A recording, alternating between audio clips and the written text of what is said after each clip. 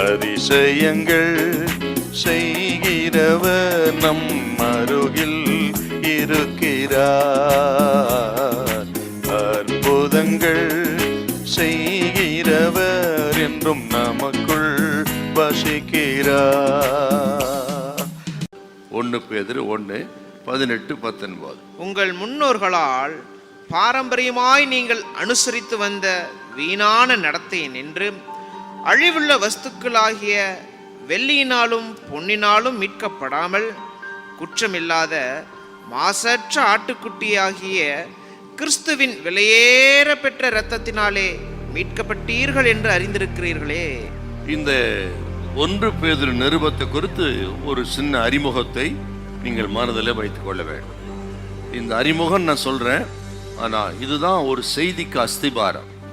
பரிசுத்த பேதுரு தனது 1ஆம் நிருபத்தில், இந்த நிருபத்தின் டோட்டலா அந்த தலைப்பு என்னன்னு கேட்டீங்கன்னா, ஜீவனுள்ள நம்பிக்கை.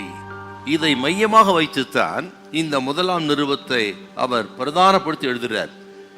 அதாவது பழைய ஏற்பாட்டு காலத்துல ஜனங்கள் ஆண்டவர் யாருன்னு சொன்னாங்கன்னா, இஸ்ரவேலின் நம்பிக்கையே என்று சொன்னார்கள். பழைய ஏற்பாட்டு காலத்துல அவர்கள் ஆண்டவருக்கு பல பெயர்களை வைத்தார்கள். அதுல ஒன்று ஆண்டவர் அழைக்கும் பொழுது இஸ்ரவேலின் நம்பிக்கையே என்று சொன்னார்கள். இதை குறித்து எரேமியா 14ஆம் அதிகாரம் 8ஆம் வசனத்தில் சொல்லப்பட்டிருக்கு. புதிய ஏற்பாட்டு காலத்தில் இருக்கிற நாமம் நமது ஆண்டவர் இயேசு எப்படி அழைக்கிறோம்னா அதே தான் நாமும் அதே போல அழைக்கிறோம். நமது நம்பிக்கையே இயேசு.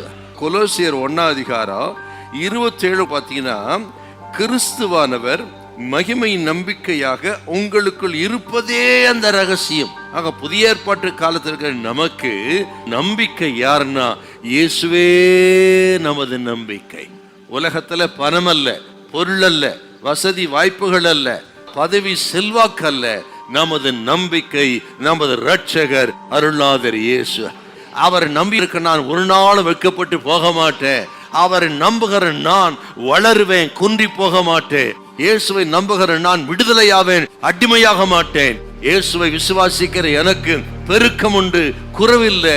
இயேசுவை விசுவாசிக்கிற நான் பரிசுத்தம் அடைவேன், பாவத்துக்கு போக மாட்டேன். இயேசுவை விசுவாசிக்கிற நான் எனக்கு நித்திய ஒரு நம்பிக்கை உண்டு, நித்திய ஜீவனிலே கொண்டு போய் என்னை சேர்ப்பார். இதுவே நமது நம்பிக்கை. அப்படி ஆண்டவரை நம்பிக்கிற உங்களை பார்த்து கர்த்தர் சொல்கிறார், உன் நம்பிக்கை வீண் போவது இல்லை. உண்மையான ஒரு விடுதலை இன்றைக்கு நீங்க பெறுவீர்கள்.